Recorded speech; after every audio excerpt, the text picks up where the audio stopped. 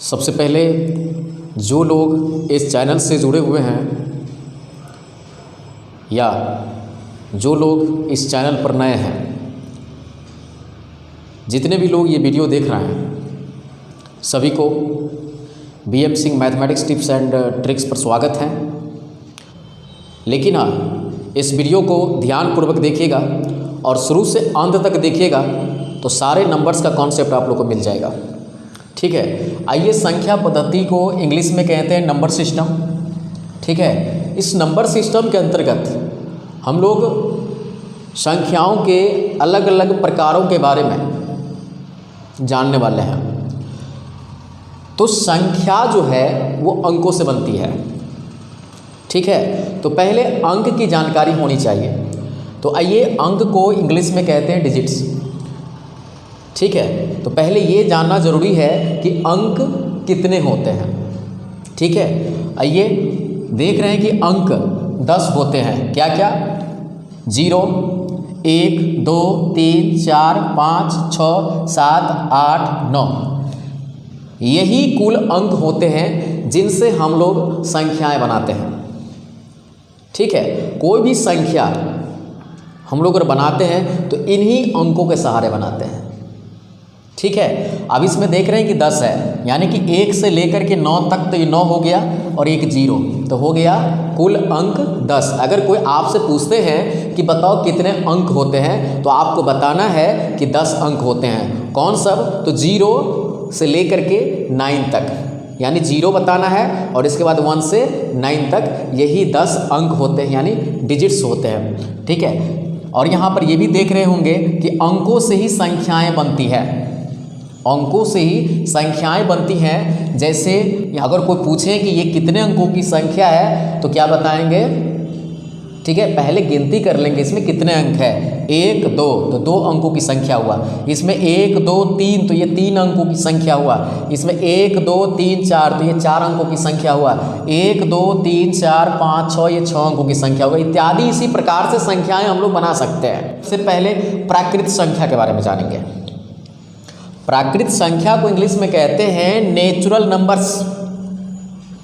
ठीक है, तो ये प्राकृत संख्या होता क्या है?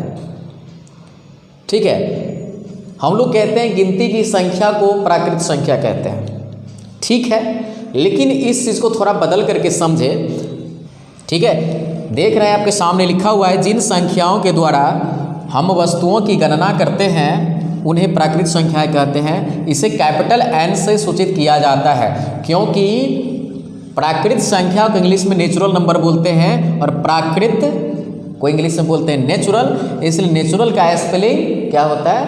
N से शुरू होता है, इसलिए कैपिटल N यहाँ पर लिया गया है। ठीक है, जैसे यहाँ पर देख रहे हैं लिखा गया है ब्रैकेट में 1, 2, 3, 4, 5, 6। मतलब किसी भी वस्तु को अगर हम लोग गणना करते हैं, गिनते हैं, तो कहाँ से स्टार्ट करते हैं? किन संख्याओं के द्वारा स्टार्ट करते हैं? यहीं से शुरू करते हैं। 1, 2, 3, 4, 5, 6, है ना, आगे बढ़ते जाते हैं। किसी भी वस्तुओं की गणना हम इन्हीं संख्याओं के द्वारा करते हैं। किन संख्याओं के द्वारा? प्राकृत संख्याओं के द्वारा। ठीक है, और ये भी आपको याद रखना होगा कि कोई पूछ दे कि सबसे छोटी प्राकृत संख्या क्या होती है, तो सबसे छोटी प्राकृत संख्या 1 होती है। मैंने पहले भी बताया था पिछले वीडियो में भी। ठीक है, जहाँ से जो चीज़ शुरू होता है वो सबसे छोटी होती है। ठीक है, और जो जहाँ ख़त्म होता है, ठीक है, जहाँ अंत हो जाता है, वही सबसे बड़ी संख्या होती है। तो आप देख रहे हैं कि इसका कोई अंत ही नहीं होता है। जिसका अंत नहीं होता तो उसका क्या होगा? सबसे बड़ी संख्या अनंत होगा, क्योंकि ये कहीं खत्म होगा ही नहीं। यहाँ पर देख रहे हैं अनंत दिखाया गया है। ठीक है, इन्फिनिट दिखाया गया है यहाँ पर। अब इस गिनती की संख्या जो कि हम लोग बचपन में सीख चुके हैं, है ना, सबसे पहले पढ़ना स्टार्ट किया मैथमेटिक्स में तो यहीं से स्टार्ट हुआ। 1 से 2, 3, 4, 5 काउंटिंग सीखा। आज इसी काउंटिंग के माध्यम से हम लोग अलग अलग प्रकार की संख्याओं के बारे में भी जानेंगे। सारे नंबर्स का कॉन्सेप्ट बेसिक से समझिए। नंबर सिस्टम को आप बेसिक से समझिए, ये बिल्कुल ही इजी हो जाएगा, आसान हो जाएगा। आइए हम लोग सीखते हैं सम संख्या के बारे में। ठीक है, आप लोग डेफिनेशन जानते होंगे कि सम संख्या किसे कहते हैं। ठीक है, तो सम संख्या की परिभाषा पहले हम लोग लिख लेते हैं। ठीक है, इसके बाद इसको समझते हैं कि ये नेचुरल नंबर मैंने क्यों लिखा है यहाँ पर। आप लोग के दिमाग में चलता होगा कि सर नेचुरल नंबर क्यों लिखे यहाँ पर। ठीक है, क्योंकि ये क्या है, ये तो प्राकृत संख्या है लिखा हुआ है, गिनती की संख्या है ये। ठीक है, चलिए यहाँ पर हम लोग लिखेंगे कि जो संख्या 2 से पूर्णतः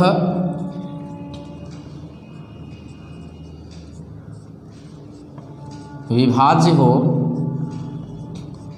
उसे सम संख्या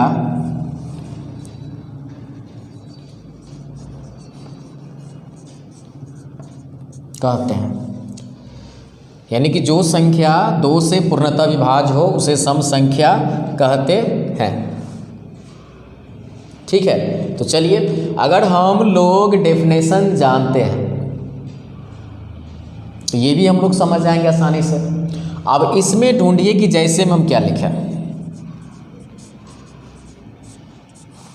आइए इसको जानते हैं, जैसे इसके माध्यम से हम लोग समझेंगे। जैसे 1 है, ठीक है, तो क्या 1 2 से पूर्णतः विभाज्य होगा? नहीं होगा। ठीक है, ये नहीं होगा, ये होगा। चलिए 2 होगा, 3 होगा, नहीं होगा। 4 तो होगा। चलिए क्या 5 2 से विभाज्य है? नहीं।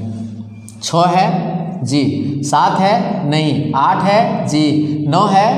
नहीं। 10 है जी। तो जिसमें सही का टिक लगा हुआ है वो सारे सम संख्या है। यानी क्या क्या? 2 4 6 8 10, इसी तरह से अनंत तक ये भी चला जाएगा। ठीक है, तो आपसे अगर यह कोई प्रश्न करे, ठीक है, कि सबसे छोटी प्राकृत सम संख्या क्या होती है, तो आपको बताना है ये 2। ठीक है, और प्रथम 2 प्राकृत सम संख्याएं अगर आपसे पूछे तो यहाँ से प्रथम मतलब शुरू जहाँ से होता है वहाँ से 2 ठो बताना है। 2 4 3 ठो बोलेगा प्रथम 3 प्राकृत सम संख्याएं, तो बताना है 2 4 6, ये तीनों बताना है। और 4 ठो बोलेगा तो यहाँ तक बताना है, 2 4 6 8। समझ गए? तो इसमें आप कैसे समझेंगे, वैसे संख्या को देखने से ही आप कैसे समझ जाएंगे कि यह संख्या एक सम संख्या है। इकाई स्थान का जो अंक है, ठीक है, वो अगर इसमें क्या क्या दिख जाए आपको, जैसे यहाँ पर 10 शुरू हुआ तो देख रहे हैं कि यहाँ पर 0 है।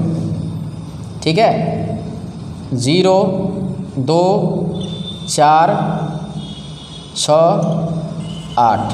ठीक है, इन अंकों को आपको याद रखना है हमेशा। जैसे आप देख सकते हैं कि ये संख्या है, 5 है 4 है 6 है।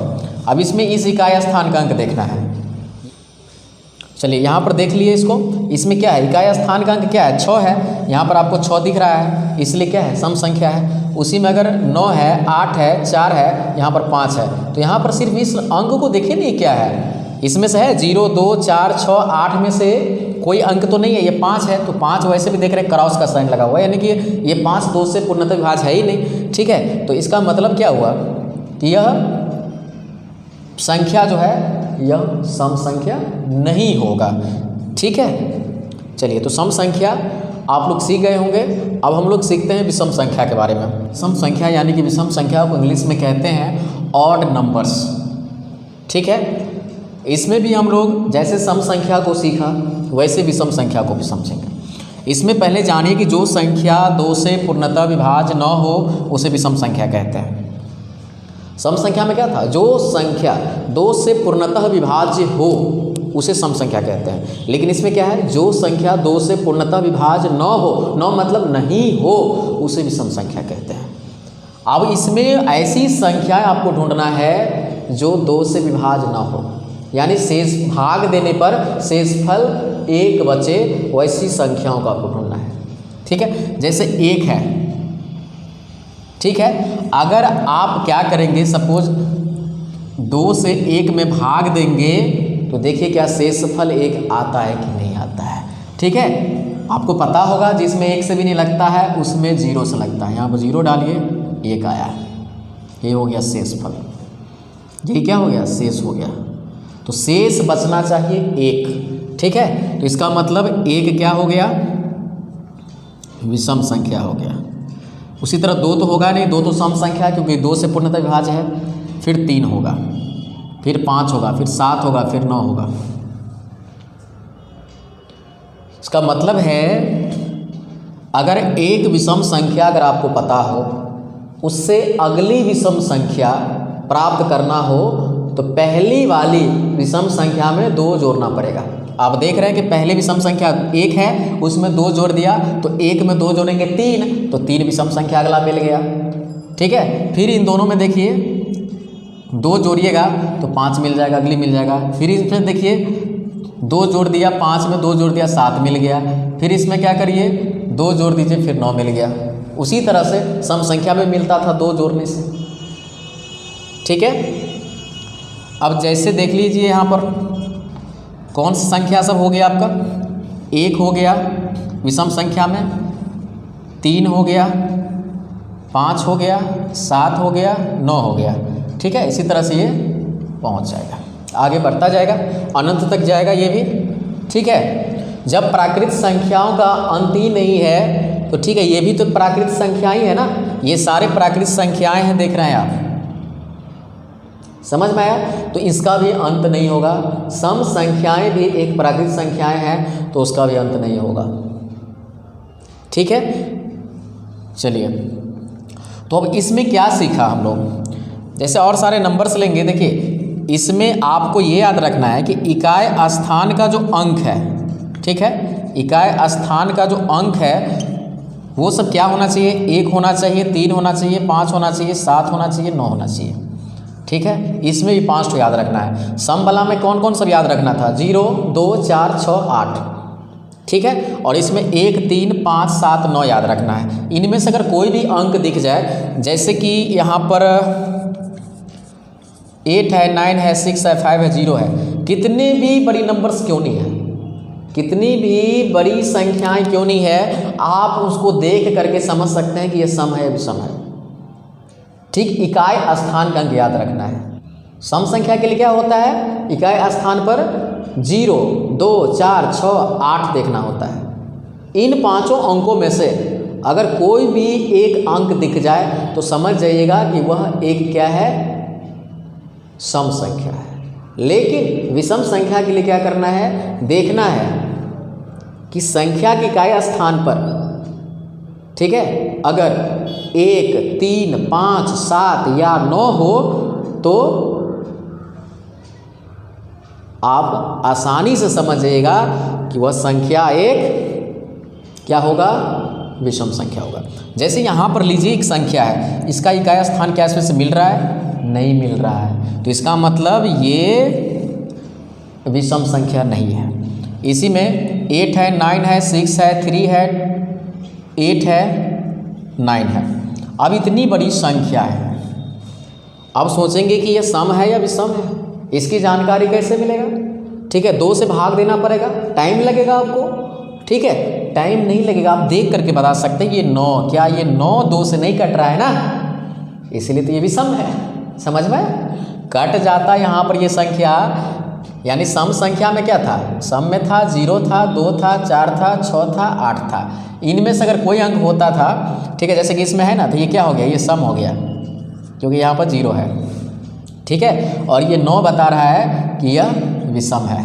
क्यों, क्योंकि 9 2 से कटेगा नहीं, इसका मतलब ये संख्याएं भी 2 से पूर्णतः विभाज्य नहीं होगा। आई होप आप लोग समझ गए होंगे प्राकृत संख्या, सम संख्या और विषम संख्या। ठीक है, और बाकी संख्याओं के बारे में हम लोग पढ़ेंगे, ठीक है, वो नेक्स्ट पार्ट में।